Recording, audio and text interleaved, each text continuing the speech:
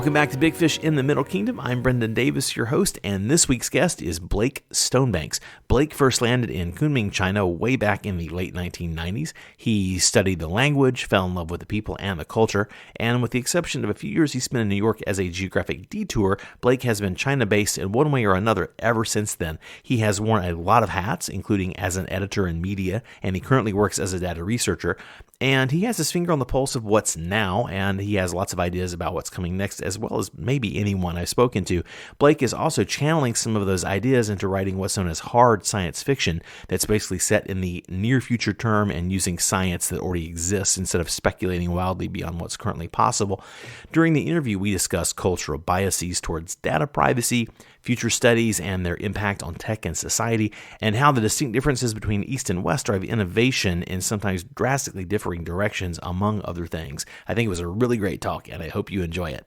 I am recording this introduction on Valentine's Day, my local time here in China, actually the very end of Valentine's Day. And then tomorrow, as I'm posting this, for most of you, it will be Chinese New Year's Eve here in China, which is, of course, another very big day. And regardless of where you are and what you celebrate, I wish you lots of health and happiness in 2018. Speaking of the health part, I want to remind you that this week's episode is again being brought to you in part by Awa Health. Awa Health is China's first anti-stress center, and they are not a typical spa. They specialize in professional salt therapy, including halotherapy and floating anti-stress therapy. Awa Health has built special rooms that circulate air infused with pure imported mineral salts from the Dead Sea in Israel that create the same effect of going to the beach in the heart of Beijing. And I am overdue to get back into Awa Health myself. It's a very hectic season right now with holidays, so hopefully sometime late next week I can get back in there myself. Right now, Awa Health is offering listeners of the show a 20% discount on a flotation session, which is normally a 688 RMB value. Just follow the link in my show notes and mention Big Fish in the Middle Kingdom or my name when you book. Don't forget that 1/3 of the show's audience lives in Beijing, and Awa Health fills up fast, so book your session soon. And speaking of happiness, next week we will welcome an international sponsor, one that anyone living or long-term traveling abroad will be able to use. I am very excited about this, but more on that next week. Lastly, for now, I want to mention that the interview I did for the China Hollywood Greenlight podcast with Karen McCann was released early this week, and that is now live, so I'm going to include that link in the show notes if you are really interested in film and TV stuff. But regardless, now please enjoy my interview with Blake Stonebanks.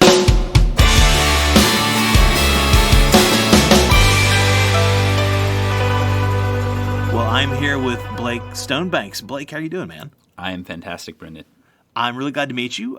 We have a common, I think, internet friend in your case in common, which is Kyle Mullen, who Kyle recommended that I speak to you a while back. And you're acquainted with Kyle, I think, from professional circles, possibly, although not personally, if I remember our pregame correctly. Kyle is a force of nature. I'm following his every move. Wow. We haven't hung out too much in person, but he used to be an editor at the Beijinger, and so I used to hit him up to try and get him to publish things here and there over the years. Nice. Well, my traditional first question is, please tell us the short version of who you are, where you're from, and why China, and then we're going to do the deep dive. All right. I am Blake Stonebanks. I work in data marketing, which means I help brands kind of figure out the numbers that are meaningful for them, for their marketing, and for understanding what trends will influence them and their industries in the future. Now, my China story goes back, I guess, till about 1999, 2000, when I was a college kid, and I was just looking for a fun place to study abroad. I landed in Kunming and then came to Beijing and really liked it. So that was 18 years ago, and I've kind of stayed here with a little bit of New York time here and there ever since. That is old days. Old days, relative to the amount of time that most foreign folk have been in China. So, 99 landed in Kunming. What was that like for you? Where were you coming from? Where was your background prior to that? I was in school in Minneapolis, studying art and anthropology, and so I came out to China. Originally, it was an accident. I didn't choose China. China chose me. Okay, that's a story worth telling, I think. So I was supposed to go to Kenya, and the program I was going with closed, and they said, you've got to choose another country, and only China is left. And so that's not technically a choice, but okay. So, I came out here, and I immediately loved it. Back then, you could, go out with your friends and drink all you wanted and come home only 8 RMB poorer. So wow. Things have changed. No doubt. So you loved it. So you never had any China interest really prior to that? I didn't have China interest prior to that, no. I guess, when I knew I was coming to China, I studied intensively Chinese and watched all of the Chinese films I could, and would bother people at takeout restaurants to practice my Chinese with them. It took totally true. Yeah. So, how much lead time did you have between this is where you're going, and how much did this whole Karate Kid wax on wax off period last for you before you actually got on the plane? I guess about maybe 6 to 8 months. Okay, so you had enough time to get past ni hao, but So you crammed your head full of as much China-related backstory as you could. Yeah. Yeah. And I really loved it from the start. So it was the characters. It was studying the zi. It was studying the Chinese characters that really kind of held my attention. So I just kind of sat there with my notepad, practicing Chinese characters for whenever I had free time, and. I was working set construction actually that summer on a film called The Way of the Gun. So you're in films. Wow, that's Ryan Phillippe. Yeah, Ryan Phillippe. So I actually was supposed to body double for him during that, but then dislocated my shoulder. Oh shoot! Doing that, but I had my headphones on the whole time, listening to Chinese book tapes and stuff like that. While you're building sets. While I was putting the nail gun into my foot. And did you do that? No, but two other people. Metaphorically speaking. Nice. Set construction isn't safe. It's not for sissies. This is true. I have a lot of friends in that world, so.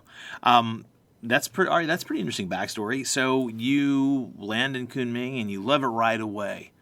I loved it right away. What was it? How did it Kunming? I only know that by thanks to the miracle of the internet. I have not been, but I know it's not Beijing. I know it's not Shanghai.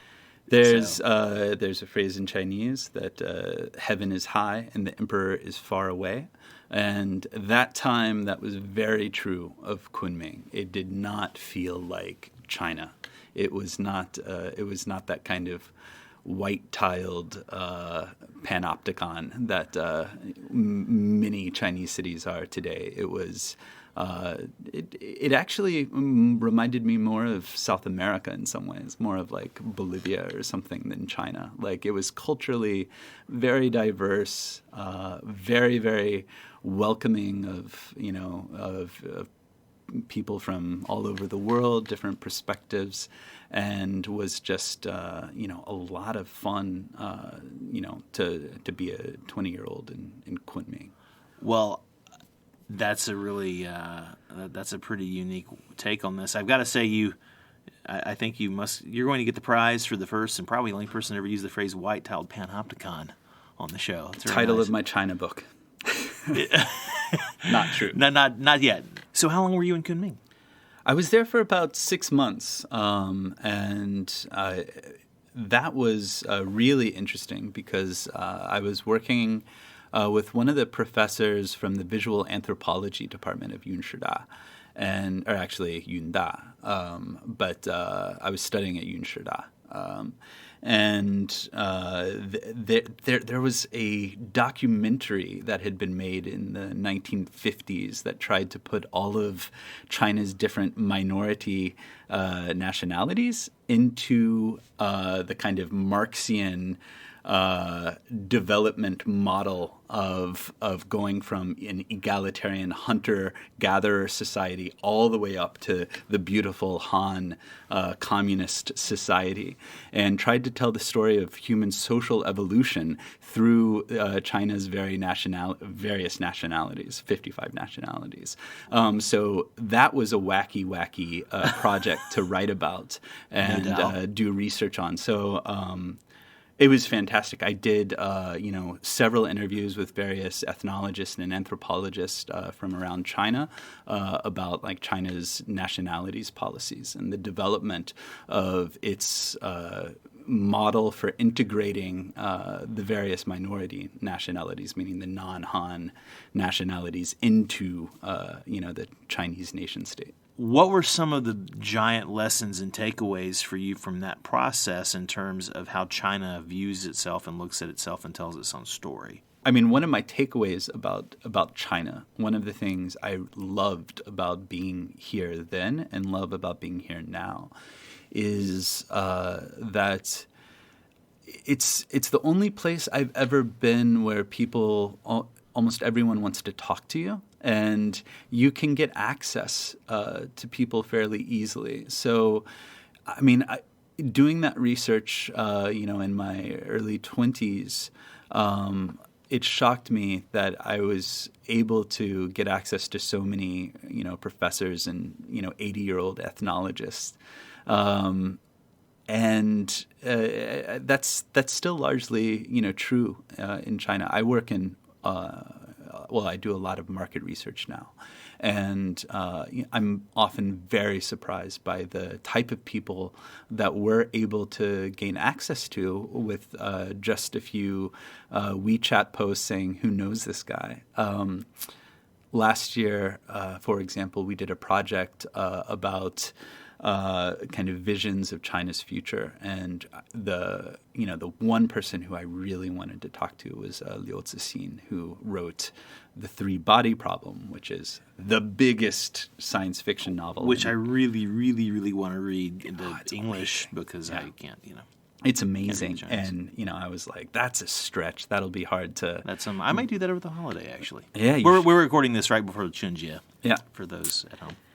And I was like, "Oh, we couldn't possibly, get him for this project," but sent out a few WeChats, and before you knew it, we were on the phone with him. Wow! And set up, a 2-hour interview with Liu Cixin to talk about what the future of China would look like.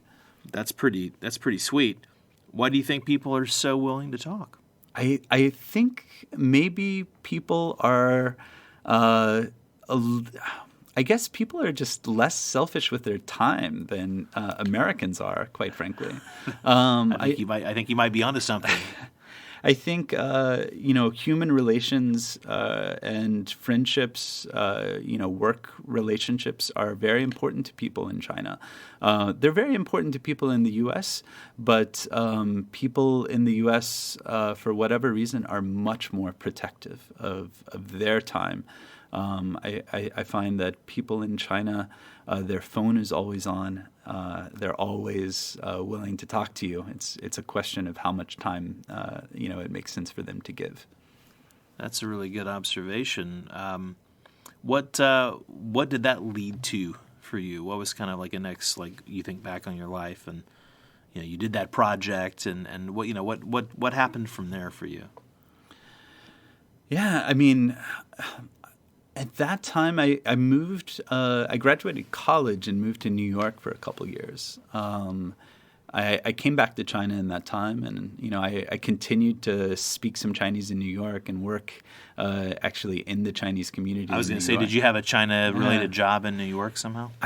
I guess. Or did you just go to the Chinese restaurants and hang out with the Chinese people when you could? Yeah, I mean, I used to host the Chinese Opera in New York. Wow. Okay. And do various projects within the Chinese community there. So I kind of kept up the relationship with China and with Chinese while living there. And I guess in 2006, I decided, I really wanted live in China full time.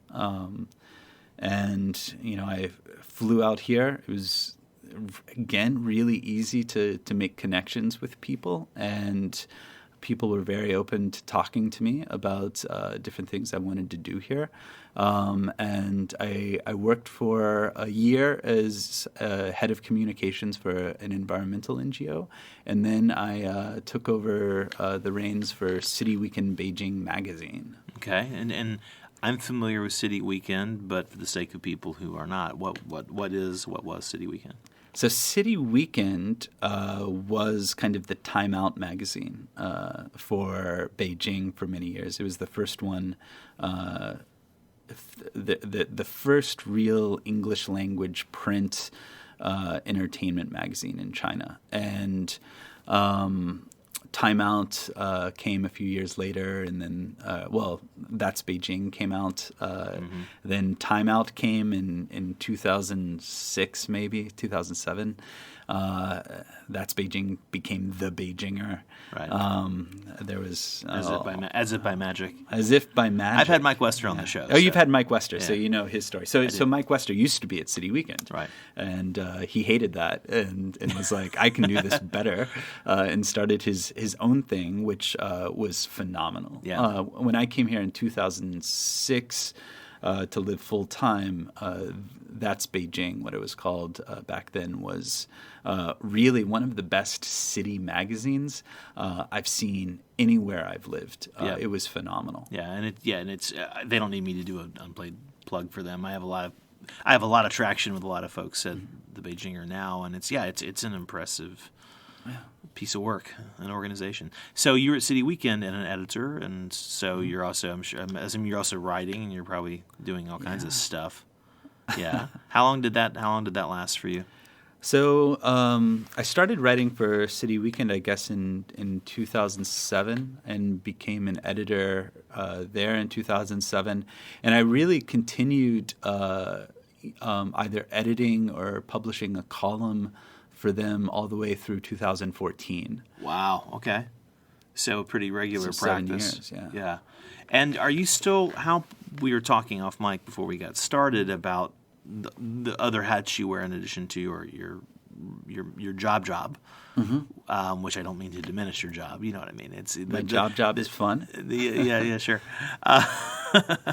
But you write. I mean, you currently write. Do you have any particular journalistic outlets at the moment? Or are you writing on creative things? Or I imagine writing is a big part of your work, your job as I. Yeah, so a lot of market research reports. Yeah. That's the bread and butter today. Like I write a lot of WeChats. Yeah. Things like that. Occasional Twitter comments. Yeah. But in terms of creative outlet, now it's more science fiction writing. So I do a fair amount of writing science fiction short stories mostly, and I do a little bit of translation from Chinese to English, translation for some young science fiction writers here. We're jumping around a bit. I know I kind of I told you I would do this to you. No, I took us there. I jumped us like 10. I jumped basically 10. Well, you got me to 2014 because you were at City Weekend. I'm sure there's a lot you learned in that time there, and we can go back to that if we need to. But I'm actually interested to talk about your market research data. I mean, you'll have insights from that'll be interesting. But let's actually talk about your writing a little bit. What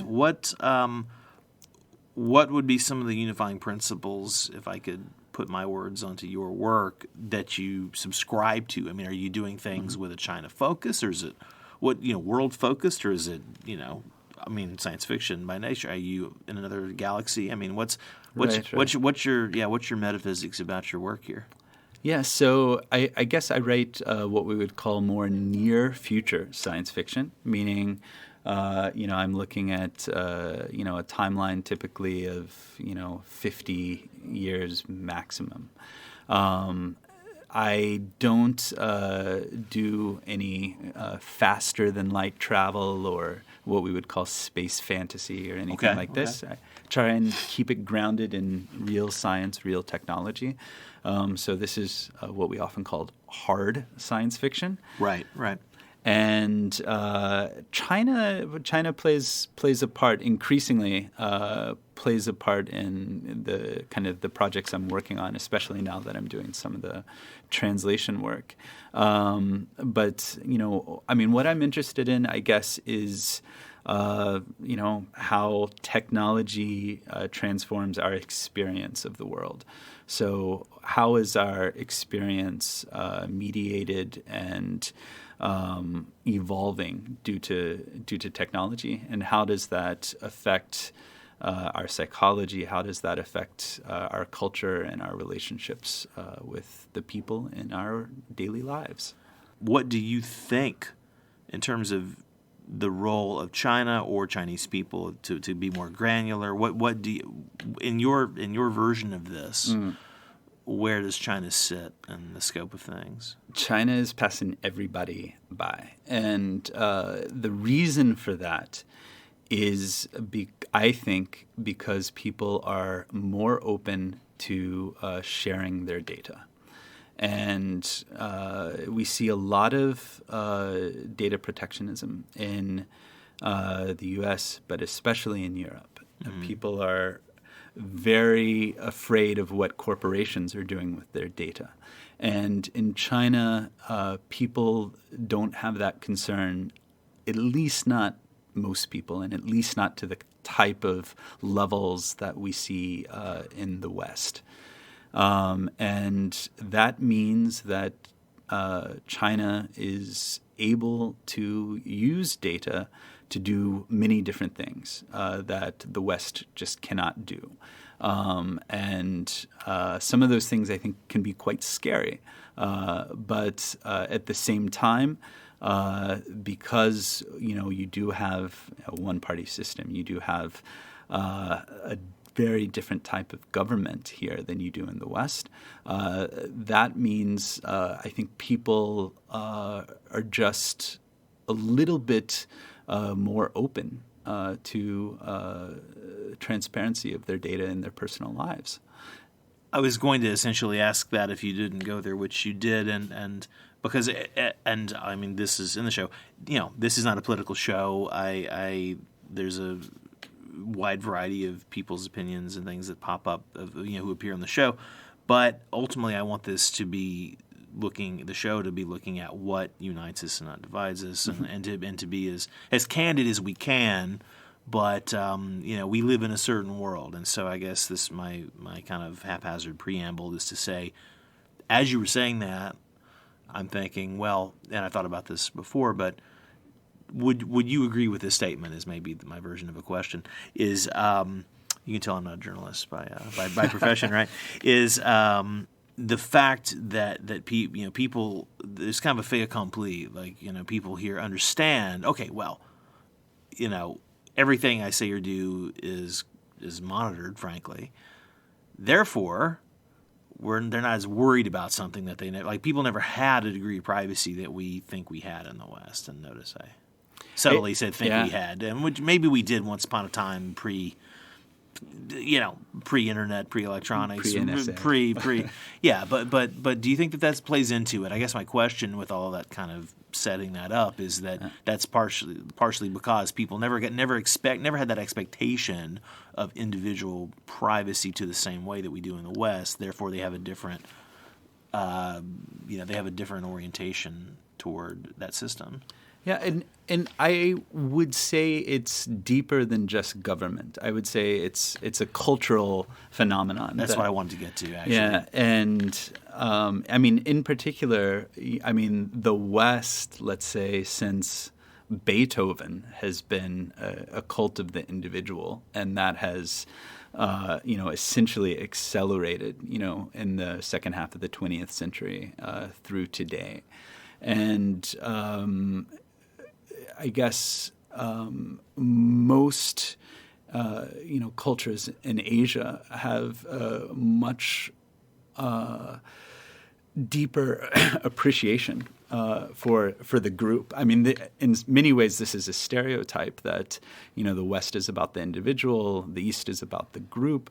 But it's a stereotype for a reason, because it's fairly true-ish. It seems to play out that way in terms of most of my day to day, and it's true in business as well. The businesses I've worked at here in Beijing. You do the nianhui, or you do the company outings, and all the foreigners are like, oh, what is this crap? Why do I have to participate in this? Why do I have to learn a song? Why do I have to do this? And they don't enjoy it. I see the Americans finding this like, oh, you're robbing me of my free time. We see it as forced camaraderie, versus an opportunity for however the other people see it. But most of my Chinese colleagues love it, or at least they think they love it. Well, at least they understand its value. And do you think it's part of the imperative of harmony being a valuable goal? Yeah. I mean, I do. People in China are going to live much closer together, and they're going to have to, find ways to find ways to work together. Right. And they'll find solutions to their problems. There's a lot of let's say. Things can also be quite tough. There can be a lot of animosity in a workplace here, but this kind of need to be alone and need to do things my way in my cubicle with my headphones on. This is something I only see from Western employees. When it comes to cooperation, my Chinese colleagues have a very, very different attitude, and usually prefer to work in groups, and will achieve a better result that way. Right. It's a very fundamental difference. So we branched off of this from data privacy. Well, data privacy, but that was actually branching off of the idea of your near future science fiction. And so in the near future, what does the world you're constructing look like? Well, I mean, I think that data privacy and access to data are going to be increasingly important issues for people. And this is an area where I think I'm not going to say the West is going to shoot itself in the foot, but they're not going to have the advantages that and the insights that companies here in China will have. Now, there's other ways that perhaps companies here are going to be shooting themselves in the foot because they don't necessarily have access to, let's say, the internet the way that companies in the West have. So there are very different sets of rules, and in some cases, the rules of the East or the rules of China might cultivate new types of innovation that you might not see in the West. In some cases, they might stifle innovation, and the same is true, I think, on the other side of the pond. But the questions around data are going to be, I think, very relevant to how people understand, who they are, what their place is in society, and how companies are able to understand their problems and ideate and deliver new types of technologies and services. I'm flashing back, speaking of science fiction, flashing back to Dune. It seems like if you were to remake Dune, and they are now, well, they are, but not so. I shouldn't say if, but if you were to remake Dune in the image of China, then data might be the new spice. It might be the spice. So, speaking of what the future looks like and how this is a topic of your science fiction, of course, in your job, this is a question that you stare right in the face every day. So I would love it if you could tell me some actual insights. There's a lot of anecdotal information. People do love to tell their anecdotal stories. Their friend said this. I get that less now, but that was one of my observations when I first started coming to China and getting to know Chinese people was, people would take it on faith because their friend said this or that. What are some insights from your work, your research work? What can you tell me? Well, what's something that I have no idea about or didn't know? Well, for me, the really cool thing about what we do in terms of futures studies is, and futures studies for us is just understanding the various drivers that are shaping future, technologies, futures, political, social, economic situations, and then generating various use cases for these future scenarios. And what we have found is that there's just a greater openness to what the future can look like from the Chinese who we interviewed in the West. And to give you an example of this that I thought was quite interesting is, we were doing a study about, the future of mobility. So we work with a lot of car companies, a few different car companies, and a lot of the future studies, fits in with mobility and digital services. And, our German and American colleagues were laughing because so many Chinese were talking about flying cars. Okay. And they're laughing at that idea. Right.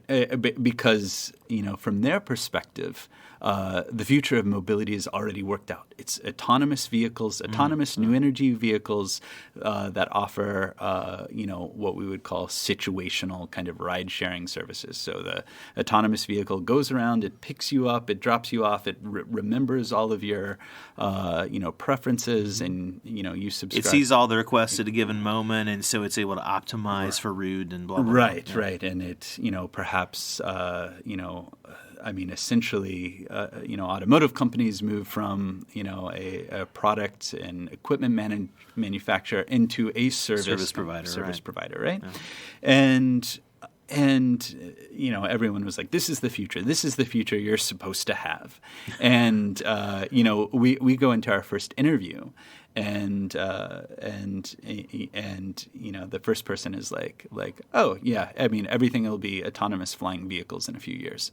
And everybody laughed at this, and then we. This is one of your China side folks. Yeah. And then we go into like another interview, and they're like, "Oh yeah, flying cars," and everyone's like, go, cut that out. You can't. And I say this not just, about one project, about one client, but This is something that has happened over and over again. This is like a consensus that you're seeing. Yeah, and across many, many different projects. And the real, funny thing was when, I guess in like 2015, 2016, when people started to see the drone technologies, and they started saying, well, what if that actually could work out? And now like the taxis in Dubai that they're starting to test. Yeah, they're the autonomous flying vehicle personal drones. Yeah. And now a few years later, I think maybe we would have let's say many of the Western respondents would maybe have similar scenarios. So I think sometimes people are just willing to think a little bit further ahead, and don't. They're not shy to say something that for like Westerners might be, kind of laughed at because, the flying car scenario, this is, kind of retro future scenario for them. Right. Something people might say in the 1950s. But here, people were immediately like, oh, we have drones. Why can't we put people in drones? And multiple, people kind of had those scenarios, and it's not something we ever heard from Western respondents. Why do you think that is? I'm curious, just kind of from like the sort of the meta viewpoint on this, and I mean, my thinking is it's probably something to do because there is no status quo to protect here in that sense, because openness is relatively recent compared to the West. I mean, do you think that has something to do with it, or is it something that's a deeper cultural issue, or what do you think kind of motivates that creativity? Because I'm seeing tons of creativity in the entertainment business. Mm-hmm. That's a topic of conversation here. There's massively interesting, creative, off the wall stuff coming. Right. It's just getting started from the entertainment side. So do you think what do you attribute that to? Well, it can kind of be dangerous to point out, let's say, differences and try to extrapolate some kind of fundamental. I don't think there's any meta learning for the West. Yeah. I'm just curious, but, like as an amateur sociologist looking at this, I'm not trying to prescribe that into a pill for somebody to take in Culver City, or. But very much my amateur sociologist interpretation is, and this is based more from people I know, that. Just on a topic like that, I think Westerners or Americans, in particular, have a fear of being criticized as, kind of naive. So, they would not say, oh, flying cars, as easily as, maybe somebody here would, because people, I think like criticism and critique has a very different tone and manner. It has a very different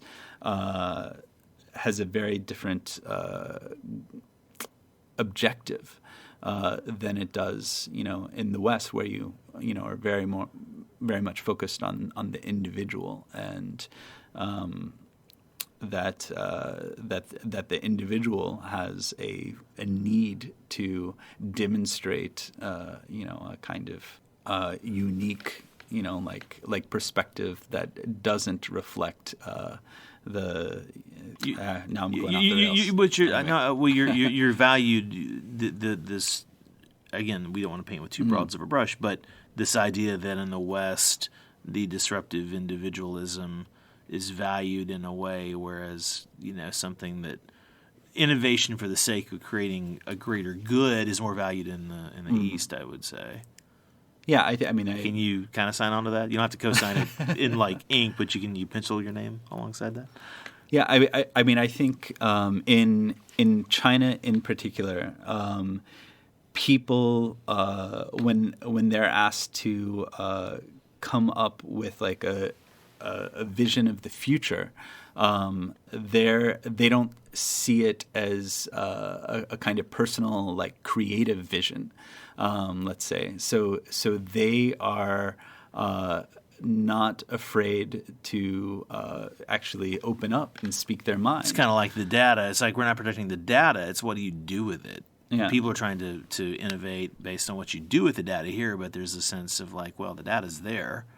Yeah. And I would say that that's kind of like a contradiction in the West, right? Because a lot of people, you ask both in China and in the West, that one of the biases you'll get is a kind of desire to be liked with the person who's asking you questions. So the person will try to give you the answers that they think the other person wants to hear to like you, and what that means is like for a Western respondent, correspondent, if they're asked about the future, they'll often feel the need to give a singular creative vision, and that will actually kind of stifle their openness to possibilities, and the bias will play out differently, I think, in China than it does in the West. So I think we often get very different types of answers when we do these future studies projects. Now, this is not actually like one of the core methodologies of our future studies research, but there are a lot of interviews that go into the process of creating these reports, and I think the types of answers we do hear when we ask direct questions about the future are vastly different. As we sort of wrap up, by necessity, I actually could turn this into a 2-hour episode. At least I think you and I would enjoy chatting. But as we sort of move toward the home stretch for this one, are there a few giant takeaways from your work, your research, your philosophizing? Do you have a few takeaways about where China is currently and where it's going in, let's say, the near 5 years from now? What do you think? How do you think things look as opposed to today? Or what do you think your life looks like? You can make it really personal if you don't want to try to speak for a society. Or is that a terrible question? No, it's a great question.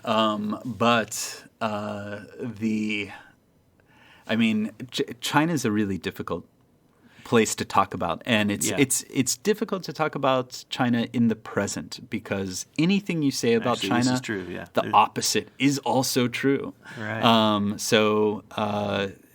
Make it more personal in that case. So when I think about like what the future looks like, I can see these broad trends, but the questions that are most fundamental to me, especially as a foreigner, are very difficult to answer. To give you like one really simple example, I remember in 2008 saying to a colleague, "Well, if they block Google, I'm out of here. I'm quitting. Right. I'm not going to live in China if they block Google. Google is way too important." And back then, you didn't even need a personal VPN because not that many sites were blocked, and there was Anonymous and very different VPN services for free. And but I was like, if they block Google, that would just be too much. I would leave.